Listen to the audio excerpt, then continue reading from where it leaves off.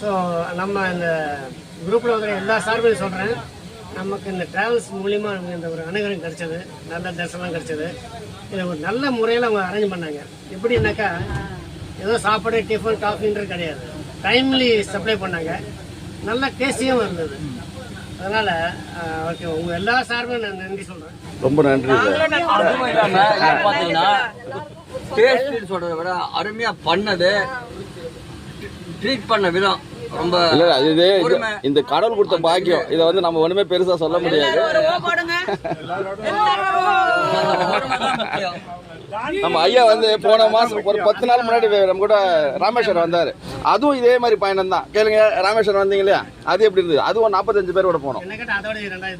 இது அது வந்து 2 வண்டி, அது செப்பரேட்டா பிரிஞ்சிச்சு.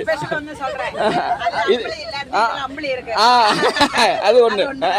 இப்போ நீங்க ஃப்ரீயானதுனாலதான் எல்லாருமே ஃப்ரீயானாங்க. ஒரு டைட் மூமெண்டோட இருந்தீங்கன்னு வச்சுக்கலாம், யாருமே எல்லாரும் அதே மாதிரி இருக்கமா தான் போயிருப்போம். இந்த ட்ரிப்ல இவ்வளவு அழகா வந்து யாராவது எவ்வளவு வந்து பிரச்சனைகள் இருக்கும். ஆமா, வாழ்க்கையில எல்லாம் இல்லாம இருக்காது. கொஞ்சம் அன்டிசைடபிள் திங்ஸ்லாம் இருந்திருக்கும். நெல்லியை அட்ஜஸ்ட் பண்ணி பண்ணாங்க. அது ரொம்ப பெரிய. ஆமா, நமக்கு வந்து இந்த டான்ஸ் இதெல்லாம் வந்து பாட்டு போட்டு எல்லாம் அரேஞ்ச் பண்ணி எல்லாரும் பார்ட்டிசிபேட் பண்ணி எல்லாரும் ஹாப்பியா. ஆமா ஆமா, எல்லாருக்குமே ஹாப்பியா இருக்கும். அதுக்கு நீங்க அலோவ் பண்ணது ரொம்ப ரொம்ப இல்ல இது அரேஞ்ச் பண்ணலன்னு வச்சுங்க, நான் மேக்ஸிமம் இல்ல சார், மேக்ஸிமம் நான் யூத்தா இருந்தா அலோவ் பண்ண மாட்டேன். கம்பல்சரி எல்லாமே பாத்தீங்கன்னா நம்ம இப்ப அதை விட ரொம்ப யூத்தா இருக்கிறதுனால